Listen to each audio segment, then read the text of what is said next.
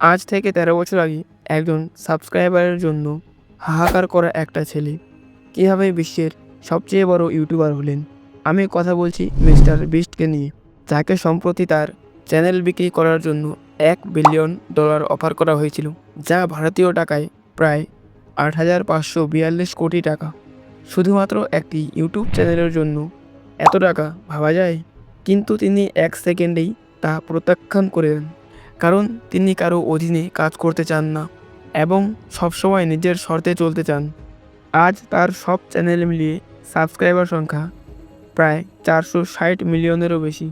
তার মূল channel mister beast টি সিরিজকে পেছনে ফেলে ৩৪০ মিলিয়ন সাবস্ক্রাইবার নিয়ে বিশ্বের ১ নম্বর ইউটিউব চ্যানেলে পরিণত হয়েছে। তার এই যাত্রা মোটেও সহজ ছিল না। তিনি বছরের পর বছর কোনো টাকা ছাড়াই পরিশ্রম করে গেছেন। শুনলে অবাক হবেন যে কত প্রতিকূলতার মাঝে তিনি কন্টেন্ট তৈরি শুরু করেছিলেন। আজ আমরা জানব কীভাবে জিমি নামের এক মধ্যবিত্ত ছেলে মিস্টার বিস্ট হয়ে উঠলেন। গল্পের শুরুটা ছিল ১৯৯৮ সালে আমেরিকার কানসাস স্টেটে। জেমস স্টিফেন ডোনাল্ডসন এক মধ্যবিত্ত পরিবারে জন্মগ্রহণ করেন। মা তাকে ভালোবেসে ডাকতেন জিমি।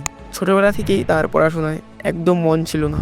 তিনি খুব তাড়াতাড়ি বুঝে নিয়েছিলেন যে পড়াশোনা তার জন্য নয়, তার অন্য কিছু করার আছে। তিনি একটি ইউনিভার্সিটিতে ভর্তি হয়েছিলেন ঠিকই, কিন্তু মাত্র ২ সপ্তাহ পরেই কলেজ ড্রপ আউট হওয়ার সিদ্ধান্ত নেন।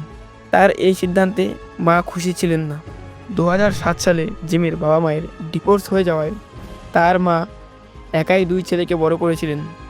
মা চেয়েছিলেন জিমি পড়াশোনা শেষ করে একটা ভালো চাকরি করুক, কিন্তু জিমি তার স্বপ্নের ওপর অটল ছিলেন এবং শেষ পর্যন্ত তার মা তাকে সমর্থন করেন। ২০১২ সালে জিমি তার প্রথম ইউটিউব চ্যানেল শুরু করেন। যদিও অনেকে মনে করেন মিস্টার বিস্ট তার প্রথম চ্যানেল, কিন্তু তার প্রথম চ্যানেল ছিল বিস্ট 5T, যেখানে তিনি গেমিং কন্টেন্ট আপলোড করতেন। শুরুতে তিনি সাব ফর সাব করে সাবস্ক্রাইবার বাড়ানোর মতন ভুলও করেছিলেন, যা পরে তিনি বুঝতে পারেন এবং নতুনভাবে কাজ শুরু করেন। গত ১ বছরে তিনি চ্যানেলে ৫০ মিলিয়ন অতিরিক্ত সাবস্ক্রাইবার যোগ করেছেন এবং ১০০ মিলিয়নের মাইলফলক স্পর্শ করেছিলেন।